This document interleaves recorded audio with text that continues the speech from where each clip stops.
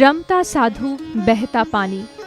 ভারতীয় সাধুদের চিরন্তন ধারায় স্বামী বিবেকানন্দ বারবার বেরিয়ে পড়েছিলেন পরিব্রাজক হয়ে, কখনো একা, কখনো কয়েকজন গুরু ভাইকে সঙ্গী করে। পরিব্রাজক হয়ে ঘুরে বেরিয়েছেন ভারতের এক প্রান্ত থেকে অন্য প্রান্তে, কখনো ট্রেনে, আর বেশিরভাগই পায়ে হেঁটে। স্বামীজির এই ভারত পরিক্রমা যেন কোনো দেব বিগ্রহকে কেন্দ্র করে পরিক্রমা। এই পরিক্রমায় স্বামীজির আরাধ্য ভারতবর্ষ তাঁর কাছে আত্মপ্রকাশ করেছে। পরিক্রমার প্রায় শেষ লগ্নে এসে উপস্থিত হয়েছিলেন ভারতের একেবারে দক্ষিণে কন্যাকুমারিকায়। তার পরের ঘটনা ইতিহাস হয়ে আছে। সেখানে রোমাঞ্চ আর মিথ হাত ধরাধরি করে হাঁটে, আর তাঁকে ছুঁয়ে দেখতেই কন্যাকুমারিকায় আসা। আমরা দাঁড়িয়ে রয়েছি ভারতের দক্ষিণতম প্রান্তে, মূল ভূখণ্ড ছাড়িয়ে আরও প্রায় 400 মিটার দূরে। ভারত মহাসাগর, আরব সাগর আর বঙ্গোপসাগরে ঘিরে থাকা এই শিলাখণ্ড আজ গোটা বিশ্বের কাছে বিবেকানন্দ রক মেমোরিয়াল নামে পরিচিত। 1890-এর জুলাই মাস, গুরু ভাই স্বামী অখণ্ডানন্দকে পেয়ে বেরিয়ে পড়লেন স্বামীজি। বিহার, উত্তরপ্রদেশ, উত্তরাখণ্ড, দিল্লি, রাজস্থান হয়ে গুজরাট। রাজপ্রাসাদে যেমন থেকেছেন তেমনই রাত কাটিয়েছেন গরিবের কুটিরে। ধীরে ধীরে তাঁর চোখে আবিষ্কৃত হয়েছে ভারত, গুজরাট থেকে মধ্যপ্রদেশ, মহারাষ্ট্র হয়ে তৎকালীন মহীশূর। ত্রিবান্দ্রমে এসে পৌঁছলেন 1892-এর ডিসেম্বরে। ত্রিবান্দ্রম এখন তিরুবনন্তপুরম, কেরল রাজ্যের রাজধানী, কন্যাকুমারিকার নিকটতম বিমানবন্দর। আমরা যখন নামলাম সূর্যদেব মাথার ওপরে। এই জানুয়ারিতেও বাইরের তাপমাত্রা তখন 30 ডিগ্রি সেলসিয়াস। আমাদের গাড়ি এগিয়ে চলল কন্যাকুমারিকার উদ্দেশ্যে। এর্নাকুলাম তিরুবনন্তপুরম হয়ে এই পথ 47 নম্বর জাতীয় সড়ক সোজা পৌঁছেছে ভারতের মূল ভূখণ্ডের দক্ষিণতম প্রান্তিক শহরে। পথের এক পাশে পাহাড় আর অন্য পাশে সমুদ্রের হাতছানি, মাঝে মধ্যে উকি দেয় বিশ্ববিখ্যাত ব্যাকওয়াটারের খাঁড়ি।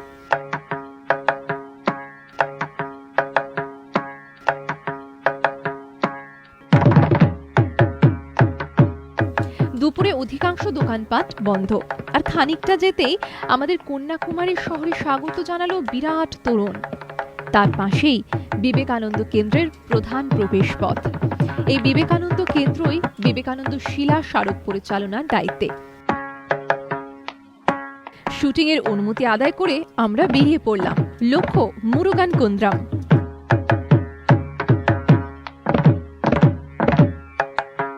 এই টিলাটি থেকে একসঙ্গে সূর্যাস্ত, চন্দ্রোদয় দেখা যায়। চাতালে দাঁড়িয়ে দেখতে থাকলাম দিনাবসানের রং ছড়িয়ে পড়তে লাগলো আকাশে। অস্তমিত সূর্যের রক্তিম আভা গায়ে মেখেই চন্দ্রোদয় হলো। বুদ্ধ পূর্ণিমার পরের দিন বিশাল আকার চাঁদ আস্তে আস্তে তার রূপোলি আলো ছড়িয়ে দিতে লাগলো সমুদ্রের জলে। মন্দিরের আরাত্রিক ধ্বনিতে সঙ্গীত ফিরে পেলাম আমরা।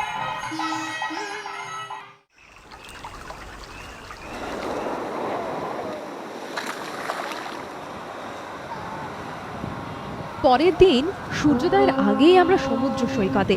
কৌসল্যা সুপ্রজা রাম পূর্বা সন্ধ্যা প্রবর্ততে উত্তিষ্ঠ নরশার্দূল কর্তব্যম দৈবমান্ধিকম বক্ষো বিহারিণি মনোহর দিব্যমূর্তে শ্রী স্বামী নিঃসৃত জনপ্রিয় দানশীলে শ্রী বেঙ্কটেশ দয়িতে তব সুপ্রভাতম। এদিকে সূর্যদেব আকাশে উঁকি দিতেই দিক বেদিক রঙের বন্যায় ভেসে গেল। ধীরে ধীরে জেগে উঠছে শহর। আমরাও রওনা দিলাম স্মারকশিলার উদ্দেশ্যে। কন্যাকুমারিকা বিখ্যাত দেবী কুমারী কন্যার মন্দিরের জন্য। প্রবাদ আছে, শিব পার্বতীর বিবাহের প্রস্তুতি তখন সারা। শিব চলেছেন বিয়ে করতে। নারদের চক্রান্তে বিয়ে করা হলো না শিবের। বিয়ের লগ্ন পেরিয়ে যাওয়ায় দেবী আজও কুমারী। দিনভর নানান সাজে সাজিয়ে চলে কুমারীর পুজো। উঁচু পাঁচিলে ঘেরা মন্দিরের উত্তর এবং পূর্ব দুটি দ্বার, মাঝে দক্ষিণ ভারতীয় স্থাপত্য শৈলীর গোপুরম, অসংখ্য দেবদেবীর মূর্তি সম্বলিত। কিলোমিটার খানেক পথ অটোয় পাড়ি দিয়ে যখন স্টিমার ঘাটে পৌঁছলাম ততক্ষণে কয়েক হাজার মানুষের লাইন পড়েছে ঘাটে। এরা কোনো বিশেষ ধর্মের নন, কোনো ধর্মীয় তীর্থেও এরা আসেননি। এসেছেন মানব ধর্মের কথা বলা, মানুষকে সেবার কথা বলা এক ঋষি পুরুষের আহ্বানে। সমুদ্র উত্তাল, তাই এই পথে লাইফ জ্যাকেট পরে যাওয়াটাই দস্তুর। এতক্ষণ দূর থেকে দেখছিলাম এই ভুবন বিখ্যাত বিবেকানন্দ হ্রদ। এবার তার তীরে পৌঁছানোর আকুলতায় লাইফ জ্যাকেট পরতেই ভুলে গেলাম। সম্বিত ফিরল স্টিমার কর্মীর ধমকে। বারবার একটাই প্রশ্ন ঘুরতে লাগলো মাথার মধ্যে, কিসের টানে এত মানুষের আশা? তখন স্টিমার ঘাটের লাইন আর স্টিমারের দিকে তাকালেই চোখে পড়ছে একখণ্ড Bharatvarsha. That this is a monument which has received support from not only from the central government, state governments, and also from people of almost all the states. Every year, nearly 15 lakhs of people, they come from all over India and abroad to Vivekananda Rock Memorial, not only for visiting the memorial, but at the same time to receive the great inspiration from Swamiji's life and message.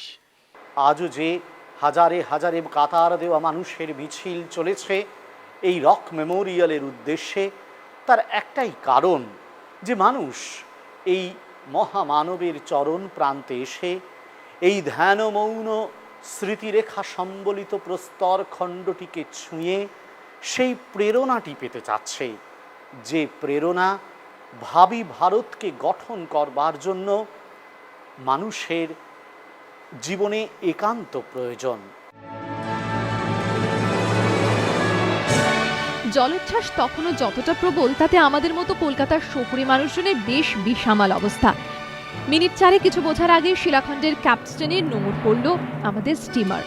সূর্য তখন মন্দিরের পেছনে।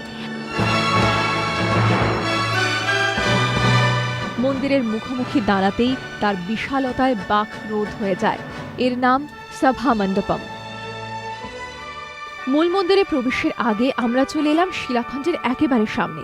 প্রশস্ত চাতালে গৈরিক ধ্বজা উঠছে, তার সামনেই শ্রীপদ মণ্ডপম, চোল স্থাপত্য রীতিতে একতলা মন্দির।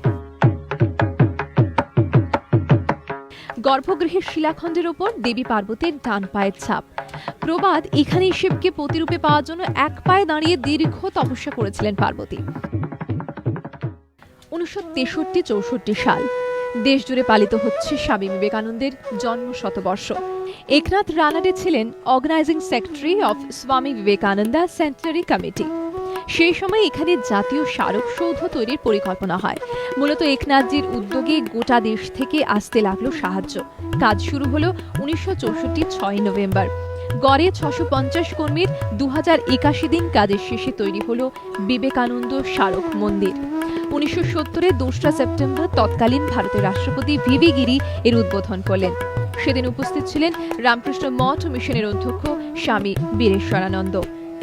অতীতে এখানে 60 মিটার ব্যবধানের পাশাপাশি দুটি শিলাখণ্ড ছিল।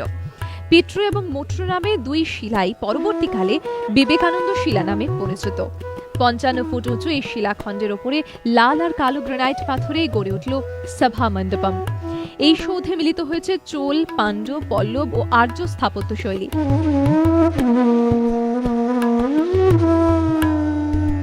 গর্ভমন্দিরে ঢুকলে সোজাসুজি বেদির ওপর স্বামীজির দণ্ডায়মান মূর্তি, উচ্চতা 8 ফুট।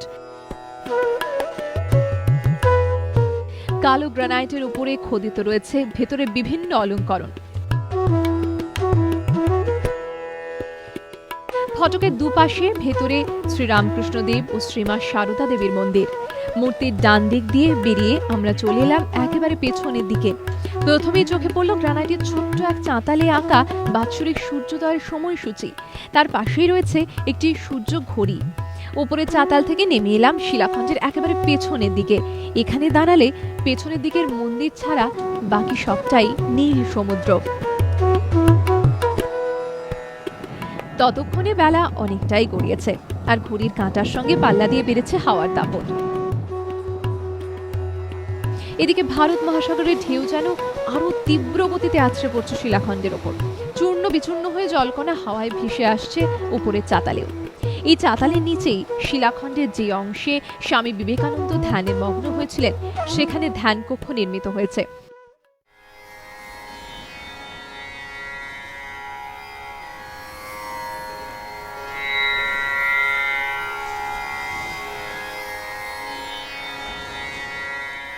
ঘরটি প্রায় অন্ধকার, সামনে অলঙ্কৃত বেদিতে হালকা সবুজ আলোয় উদ্ভাসিত ওঙ্কার। প্রণবধ্বনি ধীরে ধীরে শ্রুতিপথকে রোধ করে দাঁড়ায়। বাইরের ভয়াল জলোচ্ছ্বাস, দুর্দম হাওয়ার দাপট তখন চোখের সামনে শান্ত সমাহিত। সেখানে অনেক দর্শনার্থী বসে ধ্যান করার চেষ্টা করছেন। আমরাও বসে পড়লাম তাদের সঙ্গে। মনের মধ্যে উত্তাল তরঙ্গ, তাতেই তলিয়ে গেলাম।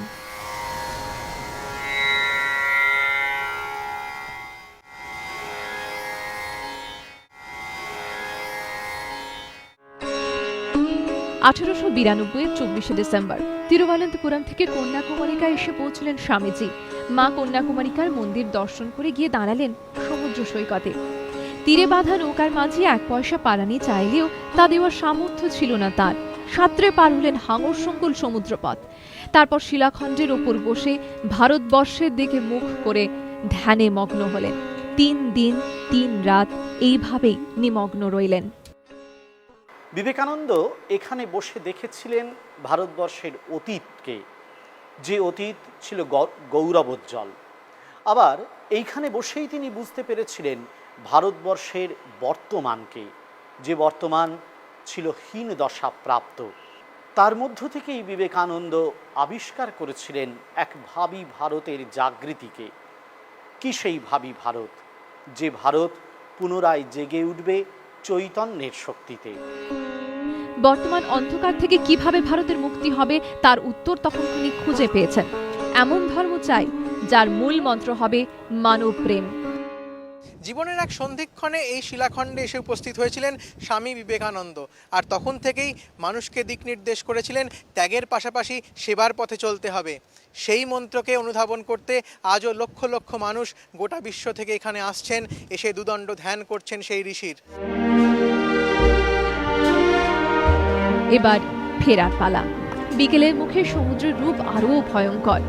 স্টিমার ছাড়তেই সুর করে ভয়াল সমুদ্রের স্তুতি শুরু করলেন যাত্রীরা।